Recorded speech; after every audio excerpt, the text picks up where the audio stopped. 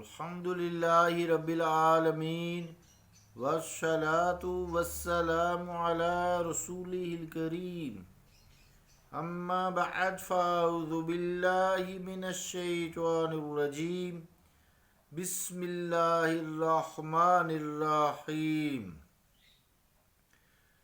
हुवल अव्वलु वल आखिरु वल ज़ाहिरु वल बातिन सदक़ल्लाहुल अज़ीम। वाजिबुल एहतराम सामईन, अस्सलामु अलैकुम वरहमतुल्लाहि वबरकातुहू। आयत करीमा जो तिलावत की है उसका तर्जुमा यूँ है, हुवल अव्वल, वही अव्वल है अल्लाह ताला, वल आखिर, वही आखिर है, वल ज़ाहिर वल बातिन, वही ज़ाहिर है वही बातिन है। अल्लाह का कौल सच्चा है जो बड़ी ही अज़मत वाला है। अज़ीज़ान गिरामी क़दर, अस्सलामु अलैकुम वरहमतुल्लाहि वबरकातुहू। दुनिया की कोई लैंग्वेज हो, अदब हो, कोई भी हो, जितनी भी दुनिया में तालीम है, आप जानते हैं कि अगर कोई चाइना जाता है तो वहाँ पहले उसको चाइनीज़ सीखनी पड़ती है ताकि आशनाई हो उनके कानून से, उन लोगों से, वहाँ के माहौल से, फिर वो भटकता ना फिरे।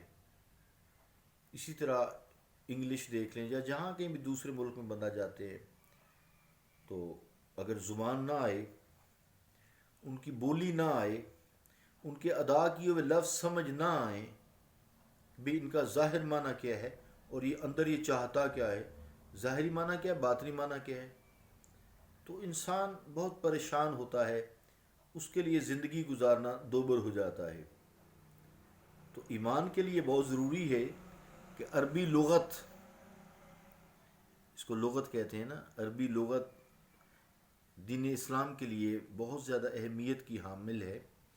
फिर वो लुग़त जिसमें इंसान मुल्क में जिसमें रहता है उस मुल्क की बोली के मुताबिक उसको समझना ये और अहम है। बाज़ लोग लुग़त को अहमियत नहीं देते, तो उनसे गुजारिश की जा सकती है कि अगर लुग़त को कोई शख्स मोतबर न समझे, एतबार वाला न समझे, तो हमें ये मालूम नहीं हो सकता कि अहले ज़ुबान कि हाँ ये लफ्ज़ किन किन मानों में इस्तेमाल होता है, इसका ज़ाहिरी माना क्या है, इसका बातनी माना क्या है। ये बात फिर किसी ज़ुबान का लुग़त ही बता सकता है। फिर ख़ास तौर से ईमान के तकाज़े हैं, शिरक है, बिदआत हैं, अहकाम इलाही हैं, कानून वरासत हैं, इंसान की पर्सनल लाइफ है, इंसान की घरेलू लाइफ है, माँ बाप बहन भाई हमसाए। हमें कैसे मालूम होगा कि ये जो लफ्ज़ एक इस्तेमाल हुआ है किसके लिए इस्तेमाल हुआ है, कहाँ इस्तेमाल करना है या इसका मतलब क्या है, हमें क्या करना है। तो अज़ीज़ान गिरामी क़दर, ये बहुत ज़रूरी है कि लुग़त को देखा जाए, इसको समझा जाए, इसको पूछा जाए कुरान मजीद समझने के लिए कि जो कुरान मजीद में अल्फाज इस्तेमाल हुए हैं ये उस वक्त के दौर में या अब ये किन मफ़हूम में इस्तेमाल किए जाते थे। उस दौर की मरवजा ज़बान जो रवाज थी, मरवजा कहते हैं जो रवाज वाली ज़ुबान हो, उसके मुताबिक थे, वरना वो लोग तो कुरान मजीद को मफ़हूम के समझने से कासर होते। अगर अहले अरब को लुग़त का ना पता होता तो वो कुरान मजीद को नहीं समझ सकते थे। वो एक अलग बात है जिनके दिलों पर अल्लाह ताला ने मोहरें लगाई हुई हैं, वो समझने के बावजूद भी उन्होंने समझने की कोशिश ना की और काफ़र ठहरे। अल्लाह ताला शिर्क के कोई और माने लेता जो उस वक्त के मरवजा मफ़हूम के बरक्स होते, तो कुफ़ार जो हैं जो अक़ीदे की बिना पर नहीं बल्कि अल्फाज और मुहावरात के सहारे कुरान मजीद को समझते थे, शिर्क की तारीफ़ को क्या समझ पाते। लिहाजा कुरान मजीद ने लफ्ज़ शिर्क के बुनियादी माना को हर जगह ही मलूज़ ख़ातर रखा है اور جگہ جگہ اس الفاظ کی مختلف مثالیں دے دے کر تعریف کی ہے. پھر مختلف آیات کو اس کا ایک وسیع مفہوم دیا ہے اور اس کو پھیلایا ہے.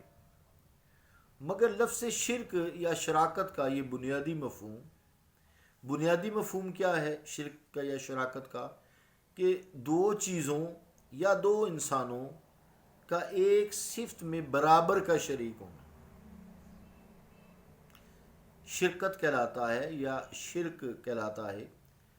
ہر آیت میں قرآن مجید کی واضح بیان کر دیا گیا ہے. قرآن مجید کے ویسے بھی 3 مضمون ہیں، ایک توحید، ایک رسالت اور ایک روز جزا.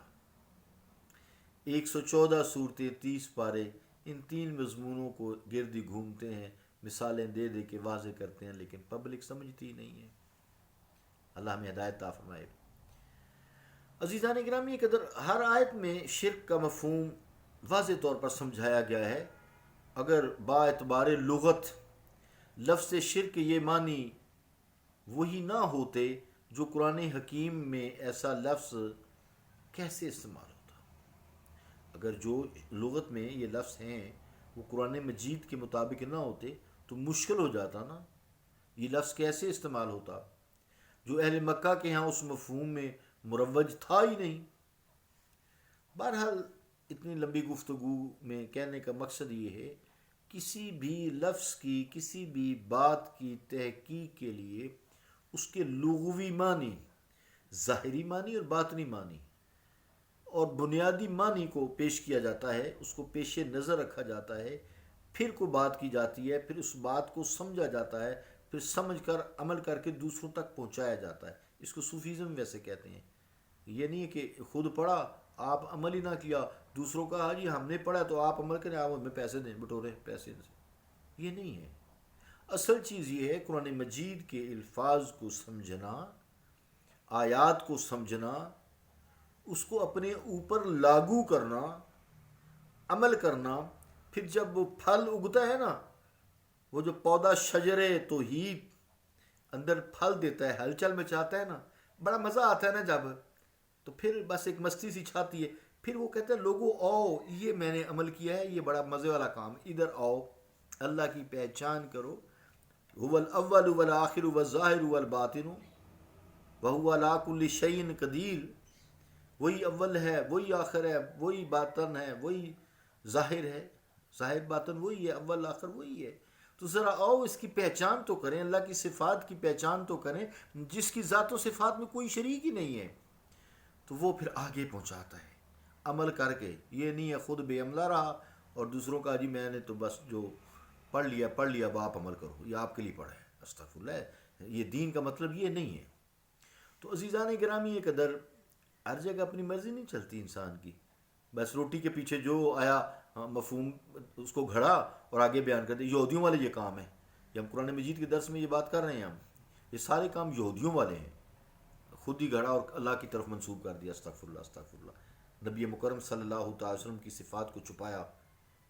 تو یہ جو ایک گزرے نا پرویز صاحب، ان کی سب سے بڑی غلطی یہ ہوئی ہے کہ انہوں نے صرف لغت کو سامنے رکھا اور قرآن مجید کی تفسیر کر ڈالی. سبحان اللہ، کیسا کام کیا بھائی، عجیب و غریب جو کسی نے آج تک نہیں کیا، بدبختی والا.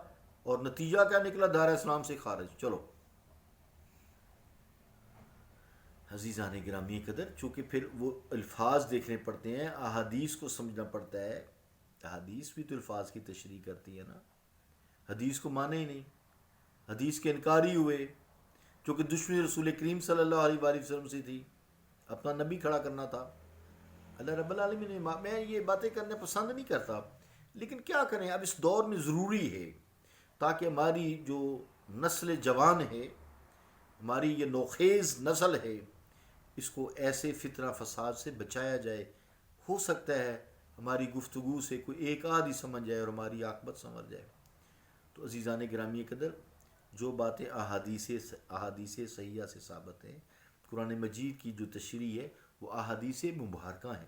جب تک ان سے مدد نہ لی جائے، قرآن فہمی کا کوئی انسان دعویٰ نہیں کر سکتا. قرآن مجید سمجھ نہیں آتا، اس پر عمل کرنا نہیں کیا جا سکتا. تو اللہ تعالیٰ سے دعا ہے کہ اللہ تعالیٰ ہمیں قرآن مجید کو سمجھنے اور جو طریقہ کار ہے پیچھے سے چلا آ رہا ہے یا علماء خیر نے ایک وضع کیا ہے اس کے مطابق ہم عمل کریں اور قرآن مجید کو سیکھیں، احادیث مبارکہ کو سیکھیں اور قرآن و سنت پر عمل کریں. صلی اللہ تعالیٰ علی رسول خیر خلقہ محمد وعلی آلہ واصحابہ اجمعین برحمتک یا ارحم الراحمین.